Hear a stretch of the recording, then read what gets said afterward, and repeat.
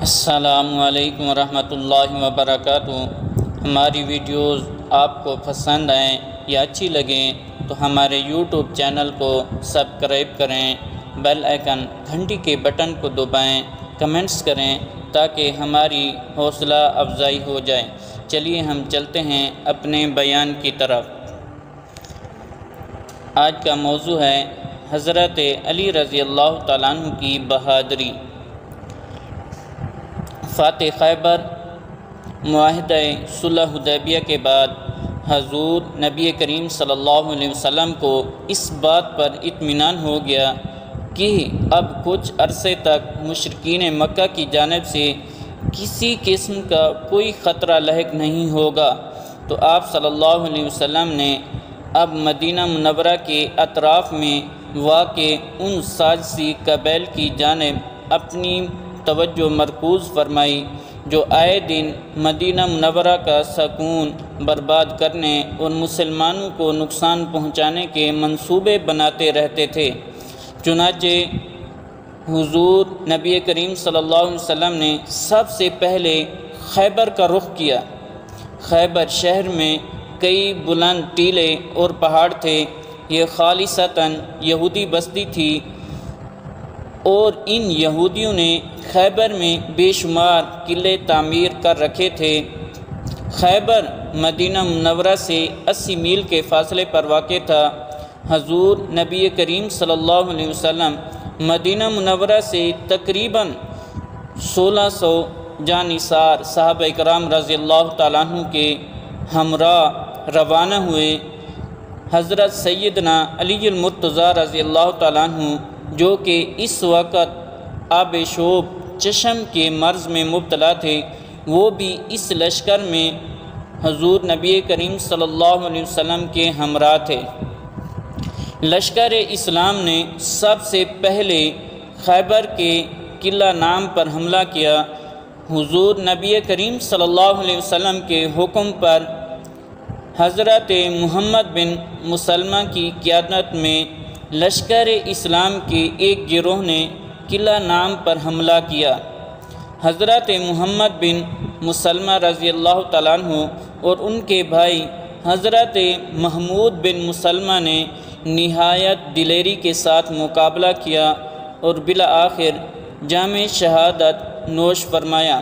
قلعہ نام کے بعد لشکر اسلام نے اپنی پیش قدمی جاری رکھی، یہاں تک کہ قلعہ کموز کے علاوہ خیبر کے تمام قلعے فتح کر لیے۔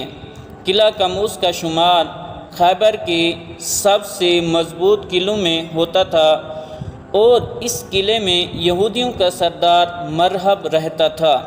حضور نبی کریم صلی اللہ علیہ وسلم نے لشکر اسلام کو حکم دیا کہ وہ قلعہ مقوس کا محاصرہ کر لیں۔ لشکر اسلام نے قلعہ مقوس کا محاصرہ کرنے کے بعد اس پر کئی تابڑتوڑ حملے کیے، لیکن فتح نصیب نہ ہوئی اور انہیں یہودیوں کی جانب سے بھی سخت مزاحمت کا سامنا کرنا پڑا۔ نبی کریم صلی اللہ علیہ وسلم نے جب دیکھا کہ کئی روز کے محاصرے اور تابڑتوڑ حملوں کے باوجود قلعہ فتح نہیں ہو رہا، تو آپ صلی اللہ علیہ وسلم نے اعلان کیا کہ کل میں علم اس شخص کو عطا کروں گا جس سے اللہ اور اس کے رسول صلی اللہ علیہ وسلم محبت کرتے ہیں۔ وہ بھی اللہ اور اس کے رسول صلی اللہ علیہ وسلم سے محبت کرتا ہے۔ اللہ اس شخص کے ہاتھوں قلعہ فتح فرمائے گا۔ حضور نبی کریم صلی اللہ علیہ وسلم کا فرمان سن کر تمام صحابہ کرام رضی اللہ تعالیٰ عنہ اجمعین کے دل میں یہ خواہش پیدا ہوئی کہ علم اسے عطا ہو۔ اگلے روز جمعہ کا تھا۔ حضور نبی کریم صلی اللہ علیہ وسلم نے جمعہ کی نماز کی ادائیگی کے بعد دریافت کیا کہ علی اس وقت کہاں ہے؟ سیدنا حضرت علی المرتضیٰ رضی اللہ تعالیٰ عنہ جو کہ ابھی تک آشوب چشم کے مرض میں مبتلا تھے اور اسی وجہ سے جنگ میں عملی طور پر حصہ بھی نہ لے سکتے تھے، انہیں بلایا گیا۔ حضور نبی کریم صلی اللہ علیہ وسلم نے فرمایا، علی کیسے ہو؟ حضرت علی رضی اللہ تعالیٰ عنہ نے عرض کیا یا رسول اللہ میری آنکھیں دکھتی ہیں اور کچھ دکھائی نہیں دیتا۔ حضور نبی کریم صلی اللہ علیہ وسلم نے فرمایا میرے نزدیک آ جاؤ۔ حضرت علی رضی اللہ تعالیٰ عنہ حضور صلی اللہ علیہ وسلم کے نزدیک آ گئے۔ حضور نبی کریم صلی اللہ علیہ وسلم نے اپنا لعاب دہن نکالا اور اسے حضرت علی رضی اللہ تعالیٰ عنہ کی آنکھوں پر لگایا، جس سے آپ کی تکلیف جاتی رہی اور آنکھیں ٹھیک ہو گئیں۔ حضور نبی کریم صلی اللہ علیہ وسلم نے جھنڈا حضرت علی رضی اللہ تعالیٰ عنہ کو عطا کرتے ہوئے ان کے حق میں دعائے خیر فرمائی۔ حضرت سیدنا علی المرتضیٰ رضی اللہ تعالیٰ عنہ فرماتے ہیں کہ حضور نبی کریم صلی اللہ علیہ وسلم کے لعاب دہن لگانے کے بعد مجھے کبھی آنکھوں کی کوئی بیماری نہیں ہوئی، میری آنکھیں پہلے سے زیادہ روشن ہو گئیں۔ حضرت سیدنا علی المرتضیٰ رضی اللہ تعالیٰ عنہ لشکر اسلام کے ہمراہ قلعہ مکوس کے دروازے پر پہنچے اور جھنڈا دروازے کے پاس گاڑ دیا۔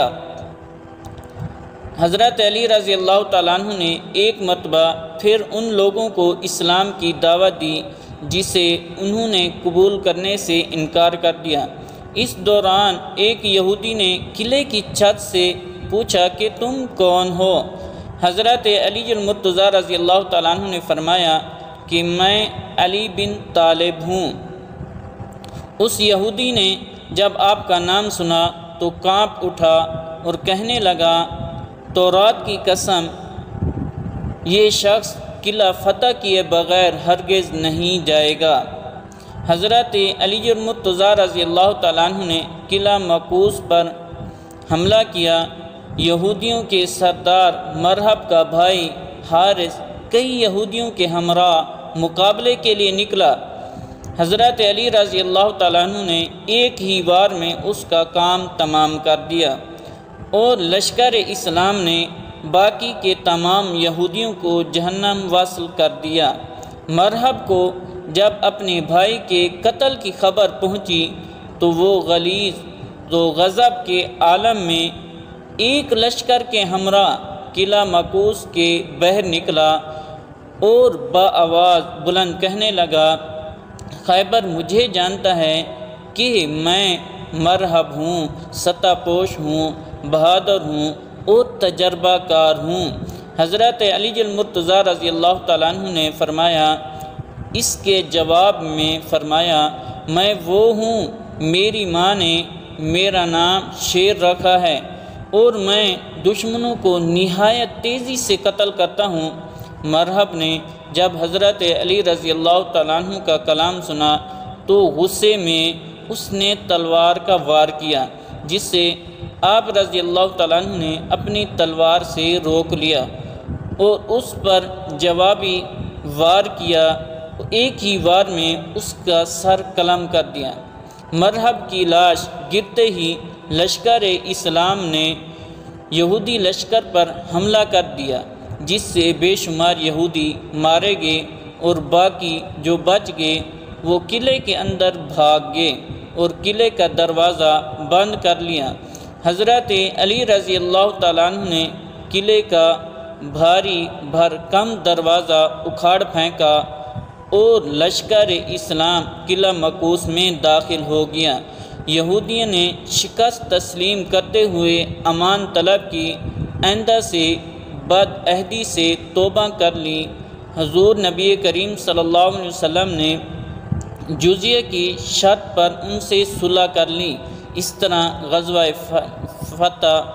غزوہ خیبر فتح ہوا۔